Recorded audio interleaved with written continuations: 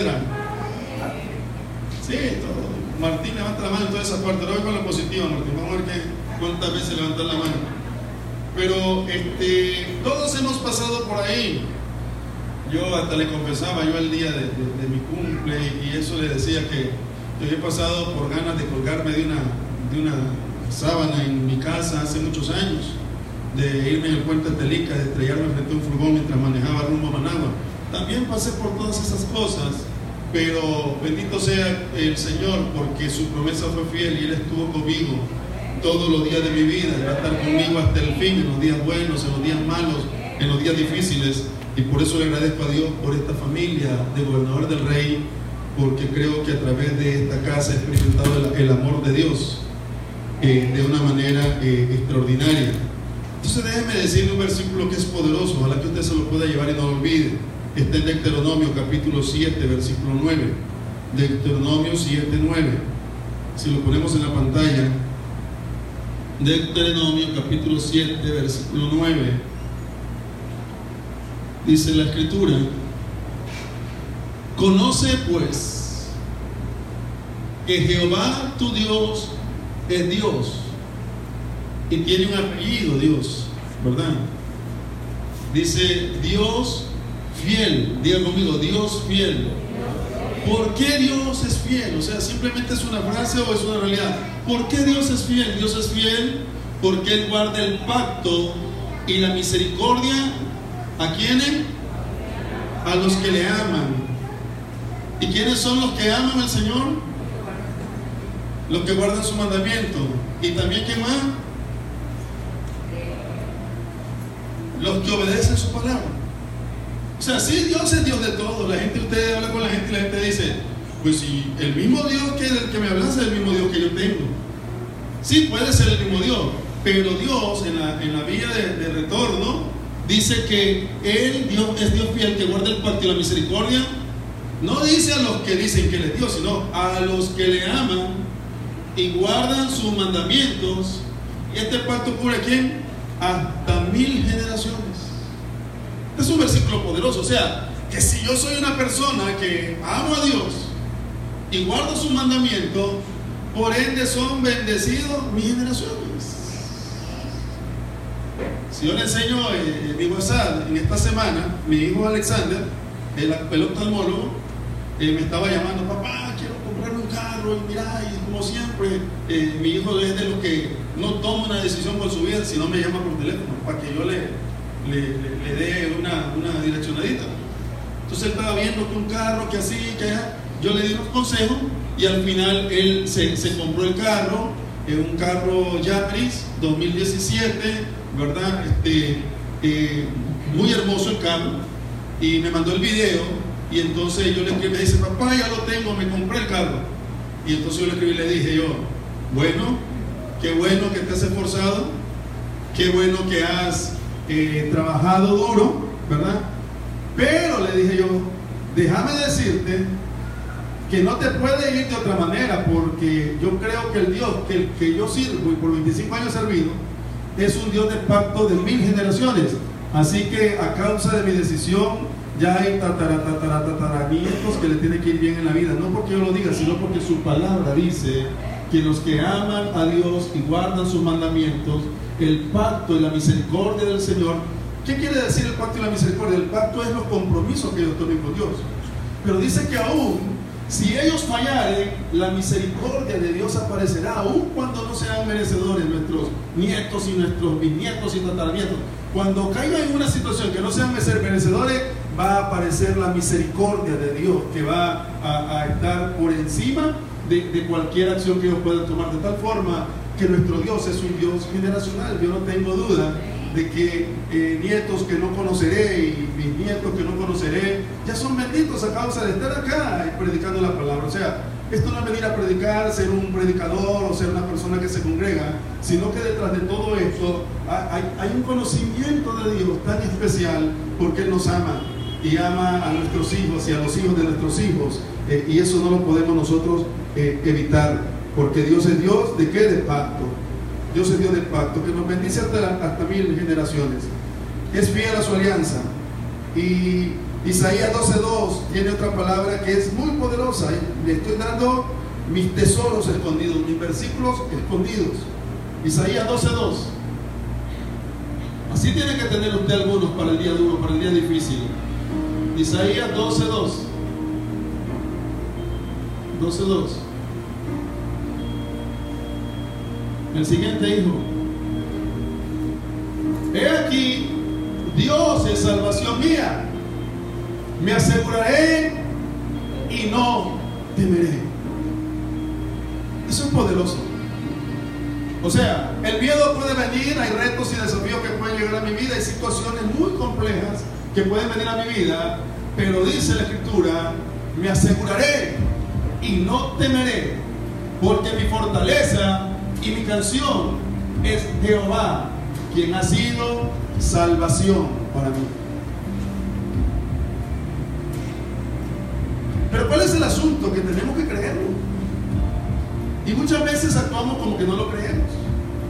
Nos parece que es una verdad escrita, pero que no va a ser una experiencia vivida.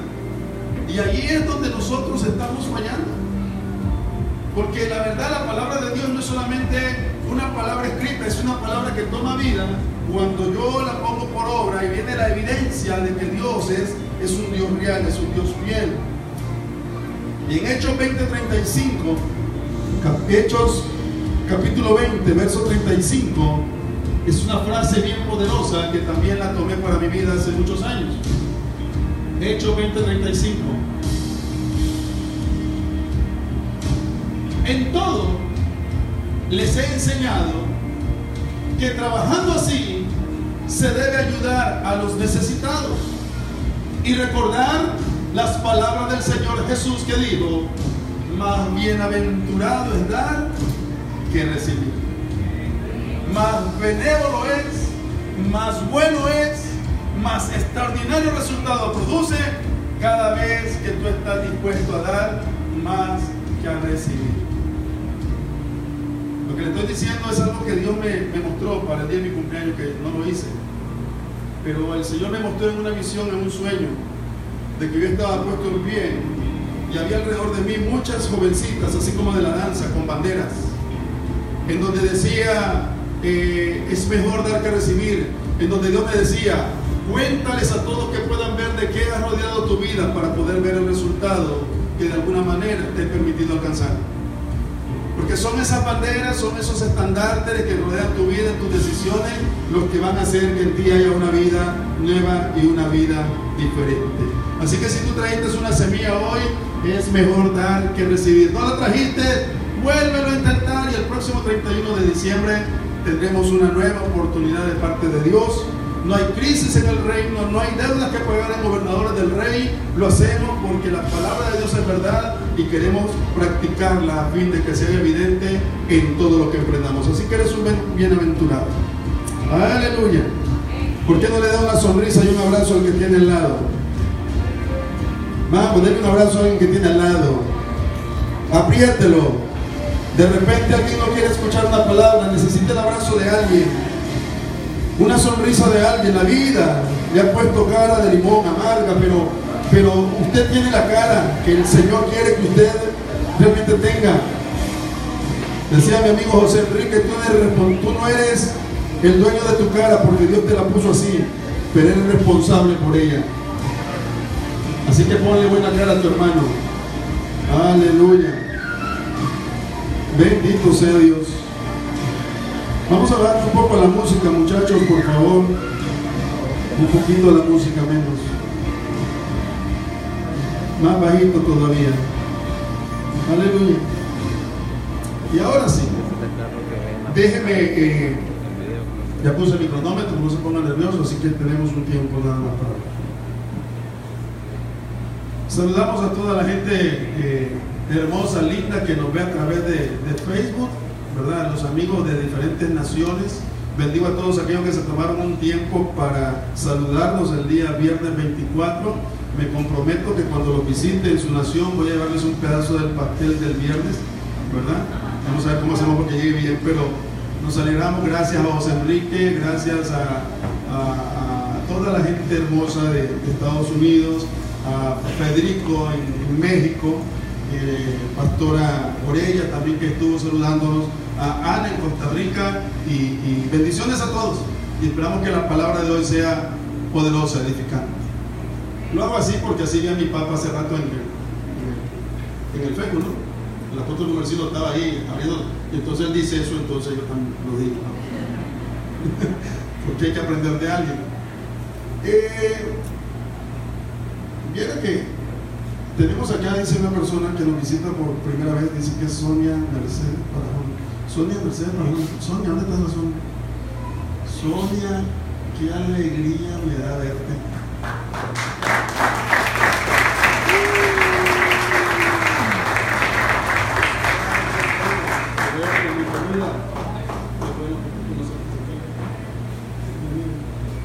Vamos, salude a Sonia. Ella es Sonia, es mi prima. Mi prima Sonia. Rosita. Salude a la prima. La familia está creciendo.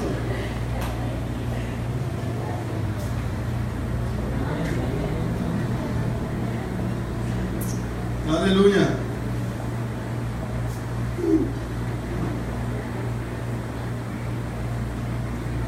Bendito sea Dios.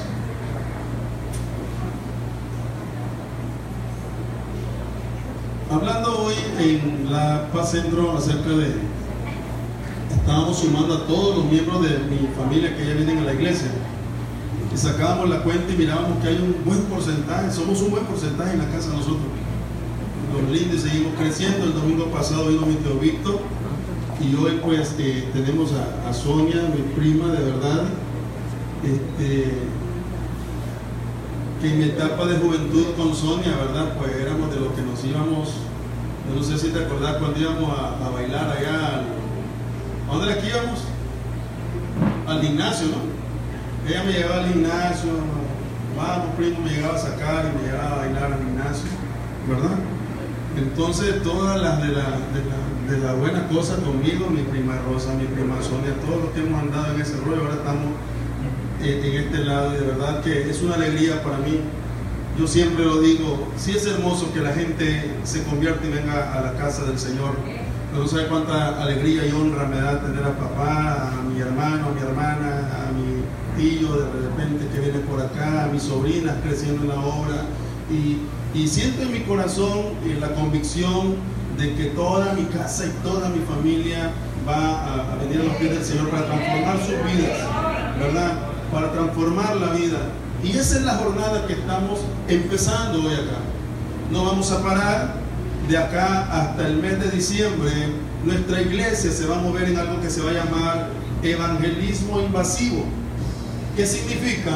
Empezar por invadir nuestra casa y afectar la vida de nuestra familia. Y para eso vamos a tener una serie de eventos en la iglesia. Ahora el 17 de septiembre van a estar viendo el anuncio, pero el 16 de septiembre, vamos a tener un ejercicio en la iglesia, que es traer a nuestra familia, traer a nuestros hijos, invitar a nuestros padres, invitar a nuestros primos, invitar a nuestros abuelos, porque en octubre también lo vamos a hacer, en noviembre también lo vamos a hacer, porque el día 2 de diciembre va a estar acá por la tarde el apóstol Gumercindo, y es lo que va a venir a hablar es sobre familia. Entonces vamos a traer a nuestra familia al menos una vez al mes, nos vamos a esforzar para que tengamos una bendición poderosa con el apóstol Gumercindo en diciembre.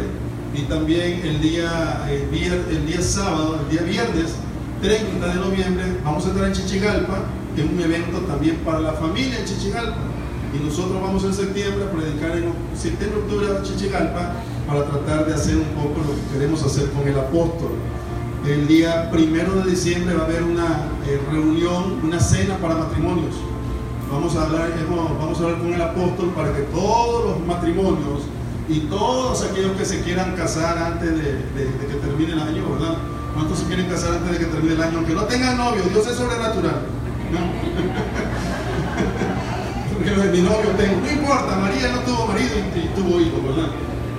Entonces, pero vamos a hacer también para parejas de novios que estén bien comprometidos, pues le vamos a dar la oportunidad que vayamos el día 1, probablemente a un hotel de la ciudad, con el apóstol Comercino para que nos hable un poco acerca de matrimonio, de compromiso de parejas. Entonces, de acá a todo diciembre vamos a hacer actividades como esa. Vamos a ganar almas, vamos a ganar corazones para Jesús y vamos a trabajar para que nuestra casa, nuestra familia definitivamente experimente la bendición de moverse en la obediencia a la palabra. Eso es lo que queremos hacer, y por eso estamos contentos. Hoy vamos a hablar de este asunto. Quiero poner una semilla y te quiero decir, bájame un poquito, está muy alta la música siempre, por favor, así bien quedito nada más, ahí, está bien. Vamos a hablar de este tema porque ya llevamos buen rato hablando de lo que Dios quiere hacer en nosotros. Esta es una casa que empuja, esta es una casa con labores de parto, o sea que siempre estamos gimiendo, queriendo parir grandes proyectos del reino. Siempre estamos en esta casa tratando de dar una palabra que te direcciona. Hemos cerrado últimamente, llevamos en los últimos semanas enseñando acerca de enfoque, enseñando acerca de que Dios está preparando días de bienestar para sus hijos. Y hoy vamos a cambiar un poco ya el perfil en lo que falta para el año. ¿De qué queremos hablar? Queremos hablar de salvación. Sentimos que la iglesia, tanto nosotros en lo local como la iglesia en el mundo, ha descuidado algo importante que tiene que ver con la razón por la cual Jesucristo murió en la cruz. Fíjense bien, ¿quiere Jesús y quiere Dios que nos vaya bien? Sí, quiere Dios que nos vaya bien. ¿Quiere Dios que prosperemos? Sí, Dios quiere que prosperemos. ¿Quiere Dios que tengamos casas? Sí, Dios quiere que tengamos finanzas. Sí, Dios quiere que tengamos sí, Dios quiere, pero todo eso no es realmente la razón por la que murió Jesús. Entonces, ¿por qué murió Jesús? Jesús murió para que nosotros pudiéramos tener una vida de salvación. O sea, sí existe una vida y un camino que nos lleva a la recompensa, pero hay un camino que nos llega a ser castigados, no por Dios, sino por nuestras acciones que se movieron en desobediencia a lo que Dios nos quería enseñar. Y esa conciencia la queremos tener en este tiempo, en Gobernador del Rey, de que el Señor Jesús murió para que fuéramos salvos. Él murió para rescatarnos y para libertarnos, y murió para compartirle a toda persona acerca de su evangelio. Quiero llevarlo al libro de Hechos, capítulo 16, versículo 31, por favor. Hechos 16, 31. Antes de llegar a esta situación, déjeme parafasearle qué es lo que está pasando en la conclusión de esta historia. El apóstol Pablo y Silas están visitando una región, predicando el evangelio de Cristo, cuando no era tan fácil hablar del evangelio de Cristo. Pero cuando ellos están predicando, hay una mujer que empieza a gritar: ¡Ey, ey, ey, ey! Ustedes son siervos del Dios Altísimo. Y Pablo queda viendo a aquella mujer, pero Pablo percibe que lo que hay en esa mujer realmente no es un espíritu correcto. Esto significa que hay gente que puede estar diciendo: gloria a Dios, creo en el Señor Jesús, pero no tiene realmente un espíritu correcto en su vida. Y esta mujer es detectada por Pablo y por Silas, y se dan cuenta de que ella trabajaba para un hombre que era como una especie de brujo, era un mago, era un adivino. Y cuando esta mujer empieza a experimentar que realmente ellos son gente de Dios y quiere cambiar y transformar su vida, el mago o el brujo o el santero o el hechicero, llámelo como quiera, se preocupa porque dice: estos vinieron a hacerme perder mi negocio. Estamos hablando de que el Imperio Romano era el ejército más poderoso que había en la humanidad en aquel momento. Y este hombre, como ciudadano, se va a quejar y dice: ¡Ey, ey, ey! Andan unos alborotadores en la ciudad. La ciudad estaba tranquila y aparecieron, su nombre es Pablo y Silas, y se han encargado de andar por la ciudad haciendo alboroto, haciendo cosas que realmente no son buenas para el imperio. Entonces él viene y se toma la potestad de defender a los suyos. Y agarran a Pablo y a Silas, cuyo único pecado era predicar la palabra, y los azotan. Los llevan a la plaza y entonces toman el látigo, un látigo especial con puntas de acero, para que cuando sean golpeados por el látigo, entonces puedan jalar pedazos de carne y ellos queden marcados. La intención de ese látigo era que todo el que se levantara contra el imperio romano tenía que quedar en su vida recuerdos que no podía osar levantarse contra el emperador en aquel tiempo. Entonces quedaban con cicatrices, quedaban heridos, quedaban golpeados, y esa era la señal para que toda la vida se acordaran de que hay de aquel que levantara las manos contra el emperador, porque iba a sufrir el escarnio de haber cometido tomar tal actitud con los emperadores. Entonces los azotan con látigos especiales que dejaron huellas. Luego lo llevan a la cárcel, pero resulta algo impresionante en la vida de Pablo y algo que ha desaparecido de la iglesia. Y es que Pablo, cuando llega a la cárcel, ¿verdad?, con una boca más grande que la que tenía, producto de los golpes, con las heridas de los látigos, derramando sangre y metido en la cárcel, allá en lo profundo de la cárcel, empieza a suceder algo extraordinario. Pablo y Silas, lejos de quejarse y lejos de llorar y lejos de decir a qué hora me metí a este asunto yo del evangelio, a qué hora Jesucristo me llamó, ellos empezaron y dice que en aquellas condiciones, ¿qué hicieron? Eso es todo lo que te estoy diciendo. ¿Qué hicieron? ¿Qué hizo Pablo y Silas en la cárcel? Cantaban y adoraban, no se quejaban, no estaban preocupados cuando iban a salir, sino que Pablo y Silas, en medio de la cárcel, como podían, con los dientes rotos, ellos cantaban y adoraban al Dios de la gloria. A como podían, con su dolencia, ¿verdad?, se echaban su corito y se ponían a danzar en la cárcel. Tremenda actitud para aprender. Porque muchos de nosotros, cuando vienen los problemas y las dificultades, ¿qué hacemos? Lloramos, nos quejamos, nos deprimimos, sufrimos. Pero ¿cuál era la diferencia?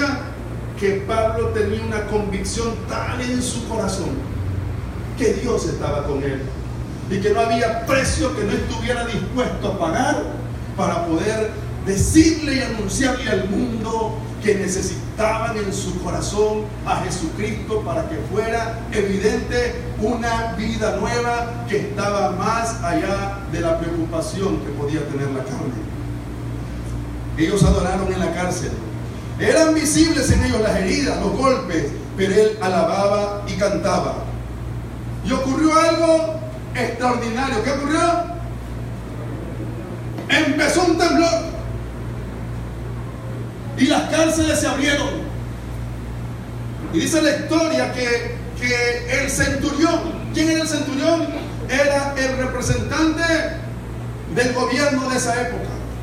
O sea que el emperador le había dado al personaje, al centurión, le dijo: aquí te entrego estos dos. Están bajo la tutela y bajo la responsabilidad del imperio de Roma.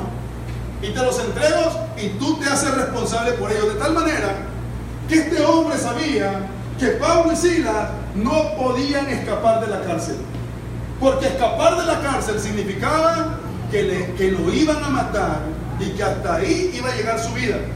Cuando las cárceles se abren y empiezan a correr los presos, dice que el centurión está pensando en suicidarse y en pegarse un tiro.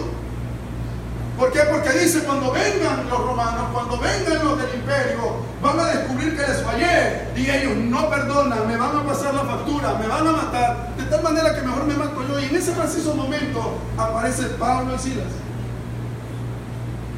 y le dice: no hagas eso, aquí estamos nosotros. Y el hombre se queda asustado y dice: ¿pero qué pasó? No te preocupes, un ángel vino y abrió las puertas de la cárcel, porque nosotros servimos a un Dios poderoso, a un Dios que está vivo, a un Dios que resucitó de entre los muertos y que ahora mora con poder en nuestra vida y está en control de todo. Y entonces el centurión hace una pregunta clave.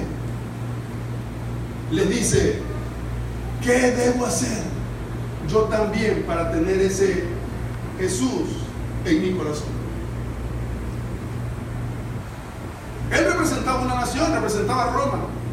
Y cuando el centurión dice: ¿qué debo hacer para recibir a Jesús en mi corazón? Roma estaba a los pies del evangelio invasivo de Pablo. No era un centurión, era todo lo que representaba. Y juntamente con él se cumplía aquella palabra que dice que toda rodilla se doblará y todo labio confesará que Jesús es el Señor. Él representaba una tremenda nación. Y él rinde a Roma a los pies y pregunta: ¿qué debo hacer? Y entonces llegamos al versículo que teníamos ahí, Hebreos 16:31, creo que era. Hechos 16:31. Entonces llegamos ahí, todo lo que les he dicho para llegar hasta ahí. Entonces ¿ellos quiénes? Pablo y Silas. Pablo y Silas le dicen al centurión: cree en el Señor Jesucristo y serás salvo, tú y toda tu casa.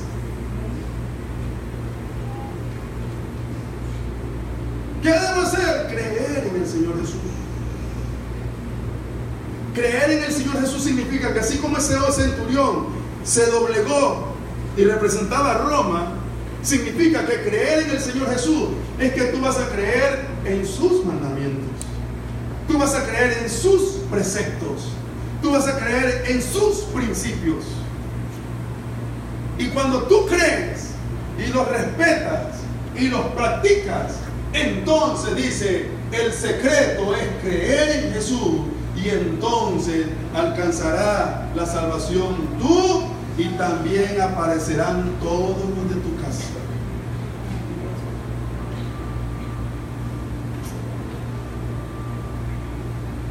Cree en el Señor Jesucristo. La pregunta más importante es: ¿cómo puedo ser salvo? Ahora déjeme esto. Cuando hablamos de salvación pensamos solamente en pecado, en infierno y cielo. Pero yo te quiero llevar a ampliar este concepto. ¿Cómo puedes ser salvo de las crisis financieras que de repente vienen a mi vida? ¿Alguna vez has tenido crisis financiera en su vida? No. Pasan por la oficina porque necesito un préstamo mañana para comprar el boleto. ¿Cómo puedo ser salvo de una crisis financiera? Pues practicando, creyendo en el Señor Jesucristo y haciendo lo que el Señor Jesucristo dice acerca del mundo amplio de la finanza. Hace poco leíamos un versículo y dice que Él dijo: bienaventurado es aquel que da, es mejor que el que recibe. No, pues hermano, pues si se oye bonito, pero yo de dónde voy a dar si no tengo. De lo que tienes. Pero hay veces cuenta que no andas real, no andas nada y te dicen: hermano, levántese, póngase en pie, denle un abrazo a alguien. Y miro a 20 que como que se quedan pegados a la silla. No, pues sí, pero si no tienes, si no eres capaz ni siquiera de darle un abrazo a alguien, ¿qué te puede dar Dios a ti? ¿Cuántos le dan alabanza al Cristo de la gloria? Hay gente que se queda muda. Voy a decir: amén, yo te alabo, Jesús. Si no eres capaz ni siquiera de dar alabanza, si no eres capaz de dar un abrazo, si no eres capaz de dar una sonrisa, si no eres capaz de hacer algo para el Señor, ¿cuál es tu esperanza de recibir en este planeta? Porque el secreto para ser salvo es que tú, ¿qué cosa? Creas en su palabra. Perdona y serás perdonado. Tienes que creer. Es que no lo puedo perdonar, es que lo que me hizo, lo que me dijo, lo que no puedo. Tienes que hacerlo. O sea, para ser salvo, para poder escapar de cosas feas a tu vida, vas a tener que creer en las enseñanzas y en la palabra de lo que enseña el Señor Jesucristo.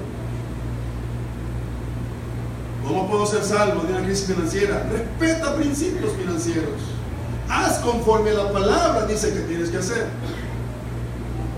¿Cómo puedo ser salvo del odio de la gente? Amando a la gente, dándoles prueba fehaciente que tú lo amas. No existe otra manera de alcanzar y ser salvo en un área determinada si no es creyendo, y lo importante es creer en el Señor Jesucristo. Hoy en día la iglesia es una iglesia pasiva.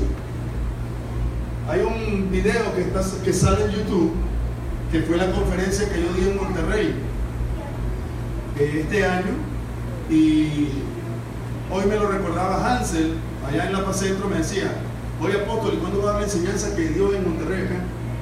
Yo ya ni me acordaba cuál. Entonces dice: lo que usted enseñó en Monterrey, ¿pero qué enseñé? Que no me acuerdo. Dice él: habló usted, dice, hablemos de respeto. ¿Cuándo se va a poner a hablar aquí en León acerca de hablar de respeto? ¿Y de dónde tienen eso? No, es que cuando usted estaba en Monterrey, nosotros lo estábamos viendo en mi trabajo. Ese día nos reunimos toditos. Yo le dije: aquí está mi pastor predicando en Monterrey, en México. Vengan, todos dejaron de trabajar ahí en la oficina y nos sentamos a ver el video en la computadora. Y después de oírlo hablar a usted de respeto, dice, mis compañeros me dijeron: ese es tu pastor. Sí, ese es mi pastor. Chocho, ese es tu pastor, sí, que le zumba el mango con todas las cosas que usted está ahí. Pero tenemos que creer. Y él decía, y otro me decía hoy: yo quiero reunir a unos amigos ingenieros para que nos tomemos un café. Necesitamos afectar la vida de la gente. Necesitamos que la gente sepa que hay un Cristo de la gloria que puede transformar su tristeza en gozo, que puede transformar su luto en alegría. Hay un Cristo de la gloria que puede transformar tu vida, y este es el tiempo que como iglesia tenemos que llevar esa palabra a todas las personas que de repente conocemos y con los que tenemos una determinada relación. Tenemos que creer en el Señor Jesucristo.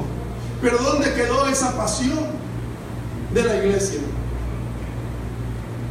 Yo vengo de un tiempo donde la iglesia era escuela dominical en la mañana y en la tarde culto religioso.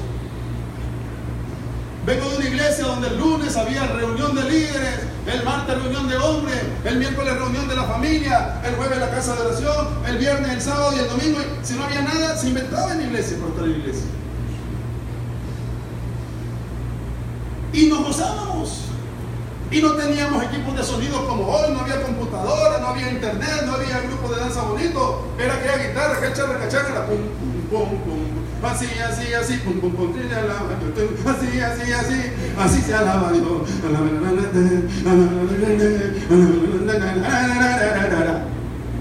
Era impresionante la iglesia. Pero era una iglesia poderosa donde las mujeres se pegaban su bailar y pegaban con su esposa y otras cosas. Eran como con personas, hermano. ¡Qué bárbaro! Ahora mejor yo he decidido que apaguemos las luces a la hora de la alabanza. Que no veamos nada ni a nadie. Pero ¿dónde quedó esa alegría? Que saliste de tu casa y vamos para la iglesia. ¡Hey, familia! ¡Alístense ahora a la iglesia! ¡Lleguemos tempranos a la iglesia! Algunos tenemos la costumbre que dicen: a mí ni me gusta lo que cantan, así que mejor solo llego al mensaje y llego a las 5. Ahora yo ya decidí: vamos a tomar la ofrenda antes del mensaje. Hoy en La Paz Centro, una buena parte de la gente estaba como que: oye, se me olvidó la ofrenda. Veniste después de la ofrenda. Llegaste al mensaje. Estos son los días que vas a querer dar a la iglesia y ya pasó, ya se dio lo que se iba a dar. Ya se terminó. Porque tenemos que volver a tener esa expectativa. Algo Dios tiene para mi vida. Algo hermoso Dios está preparando para mi vida, para esta semana. Hay una palabra, hay una persona, hay una puerta, hay algo que va a suceder en mi vida en esta semana. Mi vida no será la misma, seré una persona diferente. Pero yo me imagino alguna llamada, ¿no? Oye, mi hermana, ¿vas a ir a la iglesia? Pues ahí todo es que se puso feo el clima. Parece que va a llover. Y ahora se pasaron a las tardes. Y ahora es noche. Y de repente se pone peligrosa la noche. Así que no sé, pues estoy viendo. Y la otra, la llamó con entusiasmo. ¿Verdad? Yo creo que... Yo tampoco lo quiero. Ahí me llama. En vez de empujar el uno al otro, más bien te jala el otro a ti. Eso no era antes. Antes no había que andar detrás de la gente. Antes nosotros teníamos que pararnos para llegar a la casa del Señor, adorarla. Las cosas han cambiado mucho. ¿Dónde está la pasión de la iglesia por alcanzar a los suyos? ¿Cuántos años más vamos a seguir viviendo solo nosotros? ¿Qué está sucediendo que nuestro mensaje no alcanza a los que están cerca de nosotros? No te lo digo ni para molestarte ni para ofenderte, lo digo para que reflexiones.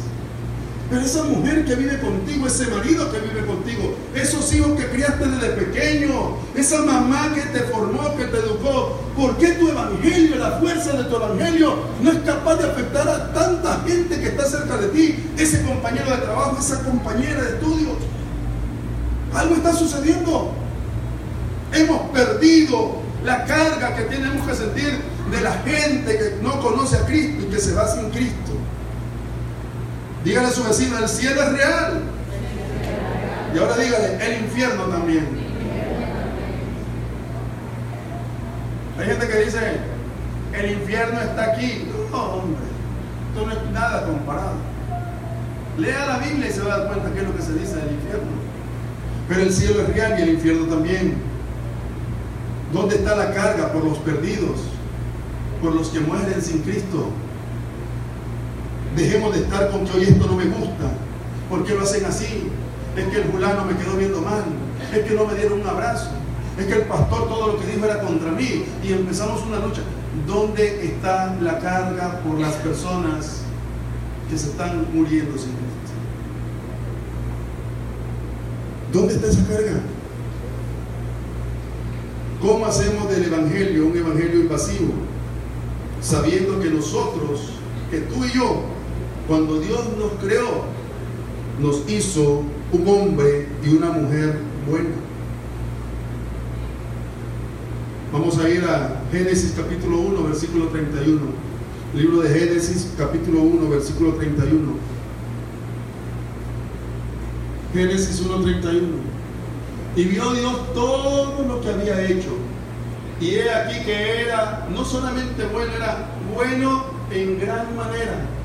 Y fue la tarde y la mañana del día sexto. Todo lo que Dios hizo fue como fue más que bueno. Ahora, ¿quién te hizo a ti? ¿Están seguros? Entonces lo que Dios hizo es más que bueno. Tú y yo somos más que bueno. Oiga bien, más que bueno. Isaías 43, 21 dice, Isaías 43, 21 dice así. Isaías 43, 21. Este pueblo es criado, ¿para qué nos creó el Señor? Para Él. Este pueblo es criado para mí. ¿Para qué? Para que publique mis alabanzas. O sea que Dios no nos crió para ser super empresarios o super doctores o tener grandes posesiones. El plan de Dios es que Él nos crió para Él. Somos para Él. No fuimos creados para el Facebook, para pasar todo el día en el WhatsApp. No fuimos creados para eso. No fuimos creados para pasar todo el día en la televisión o hablando mal del vecino. No fuimos creados para eso. Fuimos creados para Él. Hace 25 años yo no sabía esta verdad. No sabía que había sido creado para Él. Y cuando Dios nos formó, Él nos dio libertad. Génesis 2.16, libro de Génesis 2.16. Dios vino y nos dio libertad. Él nos hizo libres. Eso quiere decir, Marcela, que tú puedes hacer lo que tú quieras. Dios te hizo libre. Dios hizo libre a Carlos. Dios hizo libre a Azucena. Dios me hizo libre a mí. Cuando Él me formó y me crió para Él, Él me dio la libertad para poder decidir y tomar mis decisiones.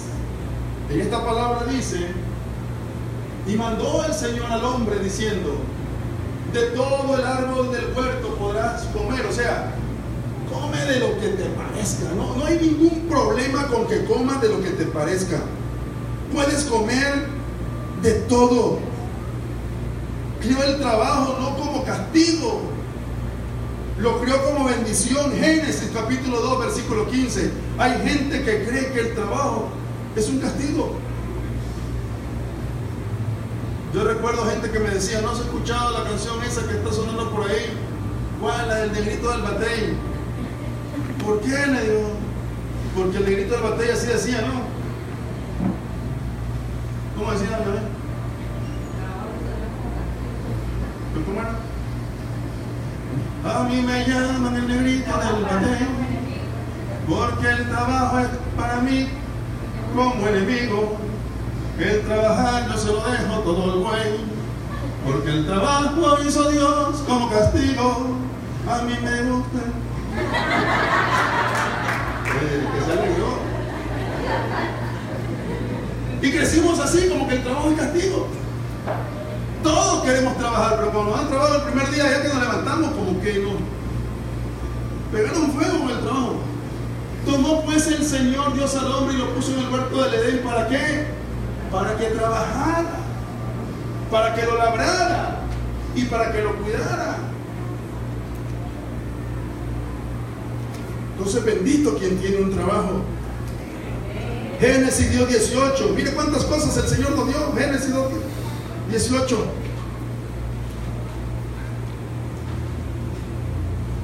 Y dijo el Señor Dios: no es bueno que el hombre esté solo, le haré ayuda idónea para él. Y nos regaló la mujer. Y aquello fue tanta alegría para el famoso Adán, ¿verdad? Que se quitó los lentes. Yo creo que no necesitaba lentes, pero se quitó los lentes, se sacudió los ojos y dijo: ¡wow! ¿Qué es esto? ¿Qué es esto? De todo había visto. Pero esto que veo, carne de mi carne, sangre de mi sangre. No, Señor. La tiraste muy lejos del parque. Qué bárbaro. La sacaste. Dios nos dio una mujer. Dios nos dio una familia. Dios nos proveyó. En Génesis 3:8 dice la Escritura que podíamos hablar con Dios, podíamos tener una relación estrecha e íntima con Dios. Y oyeron la voz del Señor, Dios que se paseaba en el huerto. O sea, Dios, Él estaba trabajando en el huerto y Dios se paseaba en el huerto. Ahí andaba trabajando Adán y Eva, y ahí estaba Dios paseándose en el huerto al aire del día. Y el hombre y su mujer se escondieron de la presencia del Señor entre los árboles del huerto, porque tenían acceso a una vida de bendición. Podían hablar con Dios. Todo lo que Dios le dio al hombre era re lindo. Era lindo. Le dio un huerto para trabajar, para labrar, le dio una mujer, le dio comida, le dio gobierno sobre los animales. Era tan hermoso hasta que apareció Génesis 2:17. Génesis 2:17. Aquí estuvo todo el trabón. Mas del árbol de la ciencia del bien, le dijo el Señor, y del mal no comerás, porque el día que de él comieres ciertamente morirás. Miren, lo único que Dios estaba tratando de mostrarle al hombre era: te voy a dejar una instrucción, puedes hacer lo que quieras, pero te voy a ir dando instrucciones en la vida, porque necesito saber si tú eres un ser dependiente de mí o independiente de mí. Y lo que Dios ama y Dios anhela es que nosotros seamos dependientes de Él. Señor, mañana a esta hora debemos de estar llegando a Tapachula, nuestra casa, Señor, allá en México. Gracias por guardarla. Llévanos con bien.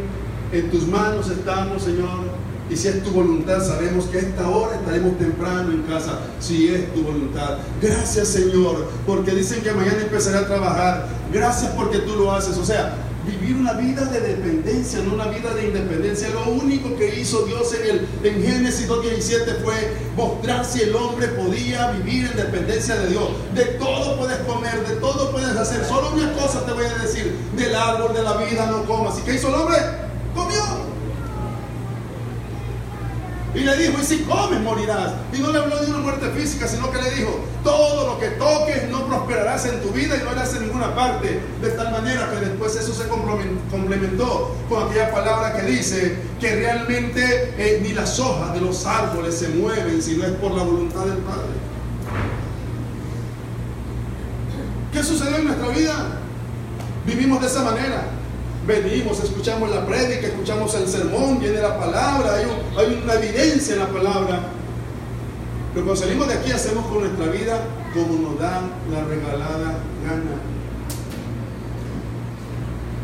¿Sabe? Un día yo tenía una relación y de repente en esa relación yo sentía que todo lo que yo decía, nadie me paraba bola.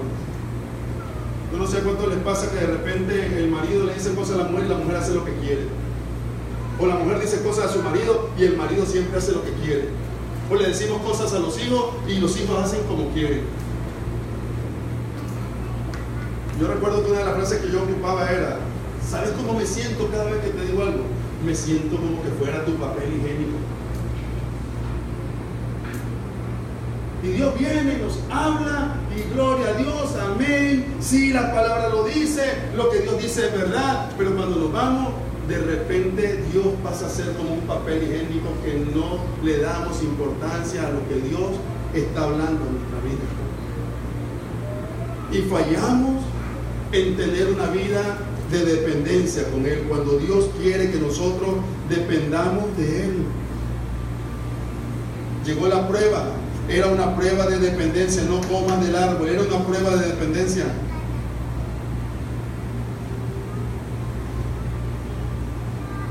¿Sabe usted que muchos jóvenes lo que dicen en su casa es: sí, es que mi papá no me dio permiso, mi mamá no me dio permiso, pero no te preocupes, ya tengo como 17, dentro de unos 3 años yo voy a hacer lo que yo quiera? Déjeme decirle, usted no puede hacer lo que usted quiera. Nunca podrá hacer lo que usted quiera. Usted siempre tiene que depender de algo, tiene que depender de alguien. Yo no puedo hacer lo que yo quiera. La figura de Gumercindo González en San Antonio, Texas, es una referencia donde yo tengo que ir a consultar, a exponer lo que estoy creyendo, por donde creo que me está llamando la vida, y a pedir el consejo, el direccionamiento de un hombre. Pero no podemos vivir de una manera independiente, porque para Dios la independencia del hombre no existe. Todos tenemos que tener una vida de dependencia. Los jóvenes dicen: un día haré lo que quiera. No, te equivocas. Debes ser dependiente de tu familia. Somos familia. Somos familia. Dios dijo: te di todo y todo te lo di bueno. ¿Me vas a seguir por amor? Le das todo a tus hijos y te siguen tus hijos. Esto es lo triste de la vida. Y es lo triste para Dios. Dios nos dio todo y nos dio cosas buenas. Y muchos decidimos no seguirle. No, es que a mí no me gusta esa onda del evangelio. No, es que yo nací así, así me voy a morir, así me dijo mi abuela, así me dijo mi mamá, y por ahí me voy yo también con ella en el pueblo. No podemos vivir de esa manera. Tenemos que entender que nosotros tenemos una dependencia, y es una dependencia de Dios. Y que lo seguimos no por lo que nos da, sino que lo seguimos por amor. Lo seguimos por amor. Tenemos que seguir a Dios por amor. Yo estoy seguro que a usted le ha pasado a mí también. Y yo he llegado a decirle a mis hijos: es impresionante que para estar tranquilo y verlos contentos, tengo que comprarles todo lo que quieran. Y que cuando no les compro algo, entonces vemos el pichelito, el enojo, el disgusto. Y sabe que es triste que usted le puede dar todo a sus hijos y ellos nunca de repente están dispuestos a seguirlo, porque nunca te van a seguir por lo que le das. El verdadero seguimiento tiene que ser por amor. Estamos aquí no porque Dios nos dé algo, estamos aquí porque aprendimos que Él nos amó primeramente, que Él nos llamó primeramente, y hoy nosotros reconocemos ese amor, y por eso venimos a adorarle y rendimos nuestra vida, nuestra casa y nuestros pensamientos a Él, por amor. Diga: por amor. Entendamos que somos dependientes. Él nos bendice, pero queremos vivir a nuestra manera. Génesis 3:1. ¿Cómo le desobedezco? ¿Cómo aprendí a desobedecerle a mi papá? ¿Cómo aprendimos a desobedecerle a nuestro pastor? ¿Cómo aprendimos a desobedecerle a Dios? Déjeme decirle que esto no pasó de la noche a la mañana. No fue que un día me acosté obediente con mi papá y mi mamá y al día siguiente amanecí rebelde. No fue así. No fue que un día estaba bien en la iglesia y de repente se me ocurrió, hoy ya no quiero estar en esa iglesia. No fue de hoy para mañana. Génesis 3:1. Pero la serpiente era astuta más que todos los animales del campo que Jehová Dios había hecho, la cual dijo a la mujer: con que Dios os ha dicho no comáis de todo árbol del huerto. ¿Sabe dónde empieza a infiltrarse el pecado y la desobediencia? En las conversaciones de la gente. ¿Tú estás de lo más tranquilo en la iglesia? Cuando de repente se te sienta el rebelde número 1 de la iglesia junto al hermano, ¿no? Y dice: ay, qué privilegio quedar con usted, hermano. Ya hace tiempo quería quedarme con usted. Mire, yo la miro que usted ha trabajado duro y ha estado con el apóstol no sé cuántos años, ¿verdad? Pero el apóstol está tranquilo. Y usted mire cómo está. La primera vez, ¿verdad? ¿Qué? Ay, no, hermano, no me mete ese cuento. Pero la siguiente se toma el café y dice: ajá, hermana, y empieza la conversación. Y aquella que con su cabeza fría, a causa de la conversación, después, ¿por qué dice eso, hermano? A ver, cuénteme, ¿qué ha visto usted? Y por ahí nos fuimos todos. O sea, no fue, esto es como el gimnasio. Llegamos a hacer ejercicio, ¿verdad? 1, 2, 3, 4, 5, 6. Un día, el mismo huesito. Una semana, el mismo huesito. Así es que cae la desobediencia en la iglesia. Así como vemos que de repente hay una persona que era de los meros del liderazgo, de los que podías contar con ellos, y después te das cuenta: allá anda la hermana diciendo, allá anda el hermano diciendo. ¿Sabe dónde empezó? En las conversaciones. Platicó con la persona incorrecta, se sentó con la persona incorrecta, porque a través de las conversaciones puedes crecer, o a través de las conversaciones te puedes hundir. De tal manera que cuando yo miro de repente a Wilber, al pastor Joe, o miro a mi esposa platicando con alguien que lo visita por primera vez, yo me voy a dormir tranquilo. Pero cuando miro que voy saliendo y ahí en la esquina la tiene atrapada, ¿verdad? Una de esas que son conflictivas, uno de esos conflictivos, con el nuevo, yo digo: alabado sea Cristo, te cubro con la sangre que yo no sé.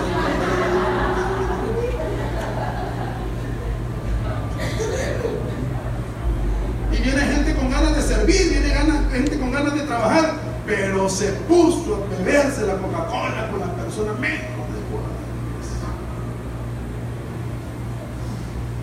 Así entró el pecado también al mundo. Estaban tranquilos, los dos estaban tranquilos, desnudos andaban los dos tranquilos. Y Jehová se paseaba en medio de ellos, y cuando tenía un ratito ahí de estar orando en la tierra, se echaban su platicada con el Señor. Ay, Padre, tú eres bueno, la verdad que lo último que hiciste fue mi mujer hermosa. Wow, te doy gracias, Señor. Hasta que vino la serpiente.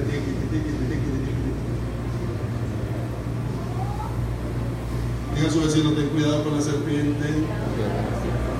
Y si te andas echando, hoy puedes tomar una buena decisión y arrepentirte de tus pecados.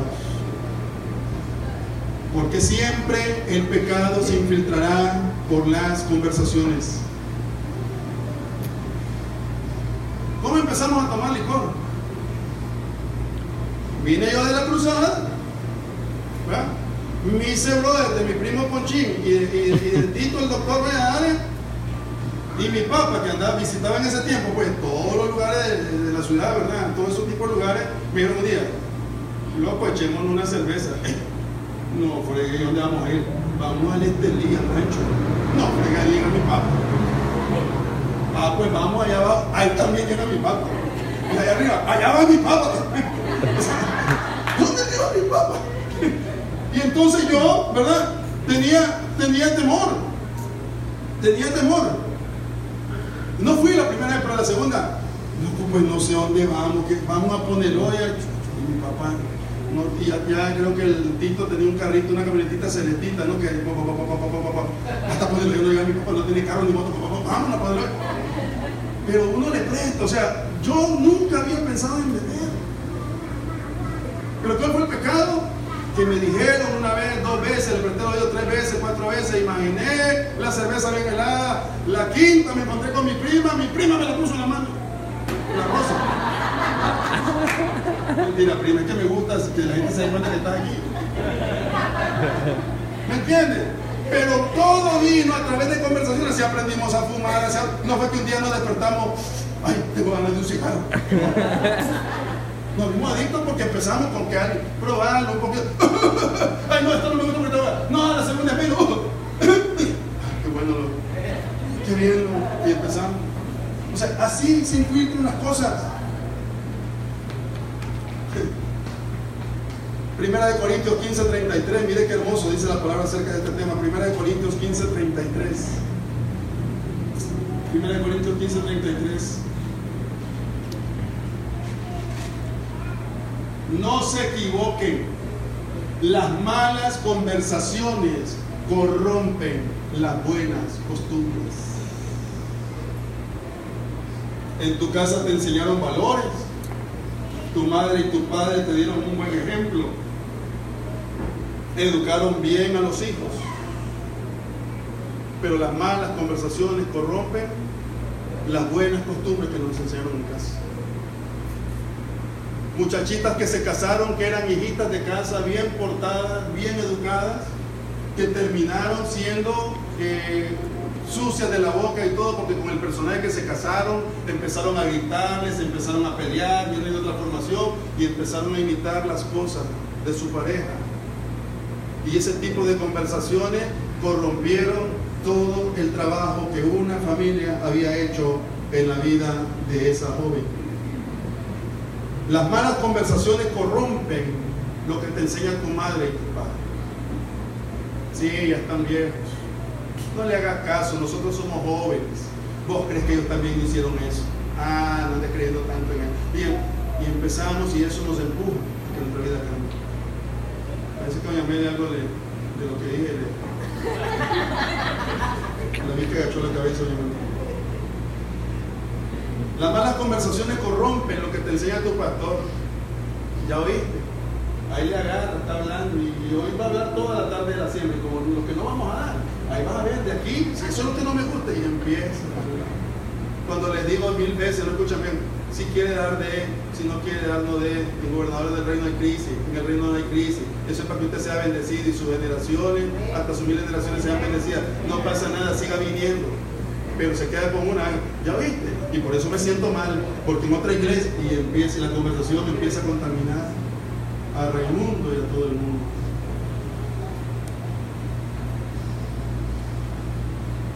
Las malas conversaciones corrompen lo que te enseña tu pastor. Le andas creyendo. Si yo lo conozco, ¿me conoció o no me conoce? Lo hubieras visto todo lo que habló. Sí, porque antes hablaba diferente, hoy hablo diferente, hoy hablo otra cosa. Corrompe lo que te enseña tu pastor, corrompe lo que te enseña tu padre. ¿A quién escuchamos? No vayas, no asistas, no des, no participe, no, y ese tipo de pláticas nos destruyen. La serpiente le hizo creer, serás como Dios. Era una mentira. Dios no le dijo que sería como Él. Él le dijo, si comes morirás. Si eres independiente de Dios, morirás. Si eres independiente en tus decisiones, si no tomas en cuenta la palabra, morirás, no prosperarás, no irás a esas cosas grandes que Dios ha prometido para ti. Ninguna religión nos lleva a Dios. Ninguna religión. No es que nosotros, los cristianos evangélicos, los cristocéntricos, vamos a hacer salvo. Ninguna religión te lleva y te garantiza ir a Dios. Esto no se trata de religión. Ninguna obra nos salva. No, yo no voy a la iglesia, pero yo soy una buena persona. No crea, yo cuando puedo ayudar, puedo ayudar. No, ninguna obra nos salva. Diga conmigo, diga a su vecino, ninguna religión te salva. Ninguna obra te salva. Entonces, ¿qué es lo que me salva? ¿Qué nos salva? ¿Qué nos salva? La gracia. ¿Alguien más? ¿Qué nos salva? Oye, pero si es el tema de la enseñanza. Cree en el Señor Jesucristo. ¿Y qué? Y será salvo. ¿Qué es lo único que nos salva? Creer en el Señor Jesucristo.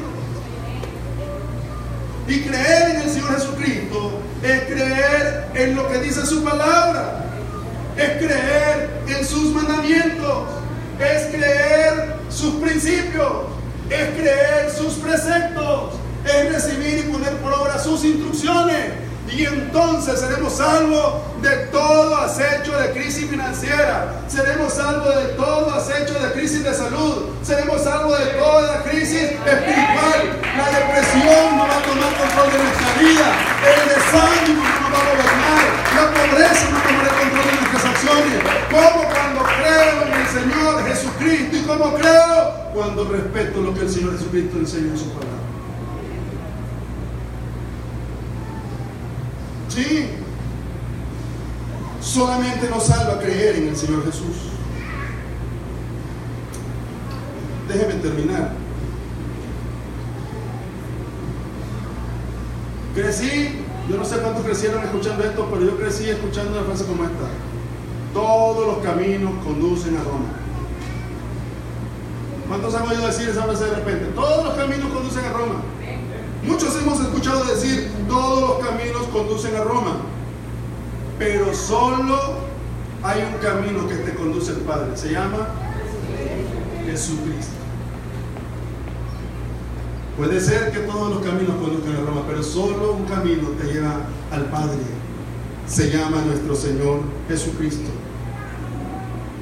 Muchas veces el hombre dice, déjenme mejorar, déjenme corregir y después vengo a la iglesia, me acerco a las cosas del Señor. Es que ahorita no, porque ahorita estoy mal. No es mañana, es ven ahora. Así como está, ven ahora al Señor Jesucristo.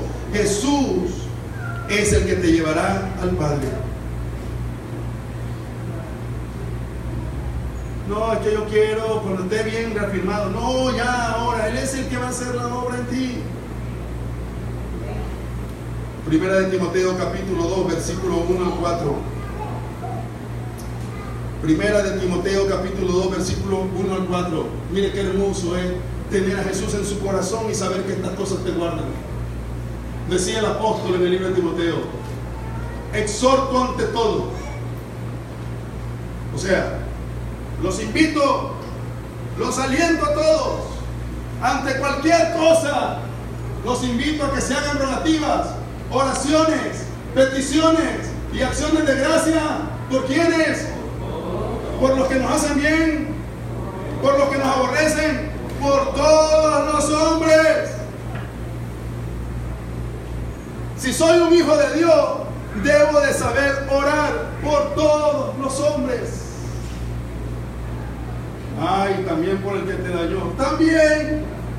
Y Pablo le está diciendo, después de que había habido ese hombre que los había azotado y le había arrancado pedazos de carne, pero Pablo estaba diciendo, yo también oro por aquellos que me azotaron, yo también oro por aquellos que me metieron en la cárcel, yo también oro por las personas que me hicieron daño, por aquel hombre, por aquella mujer, por aquella situación. Yo también oro porque dice el Señor que para poder ser salvo debo de hacer rogativas y aprender a orar por todos. Por todos. Lo dije cuando empezó la crisis en este país.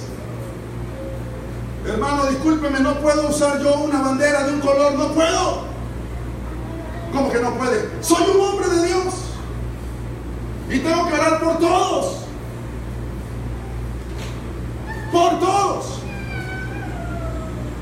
Por los que me señalan, por los que me acusan, por los que me bendicen, por todos, porque Pablo dice, los exhorto, hagan rogativas, oraciones, peticiones y den acción de gracias por todos los hombres. Y sigue diciendo la palabra en el versículo 2, por los reyes y por todos los que están en eminencia, me toca orar y bendecir a todos los que están en eminencia, todos los que están en posiciones de gobierno, a todos. Esa es mi labor, orar por todos y dar acción de gracias por todos. Eso es lo que tengo que hacer. ¿Para qué? Para que vivamos en paz. y en honestidad. Sigue diciendo el versículo 3, porque esto es bueno y agradable. ¿Delante de quién? Delante de Dios. Esto es lo que agrada el corazón de Dios. Que vino la Azucena Pacheco y me dijo algo terrible y me ve terminando abrazando.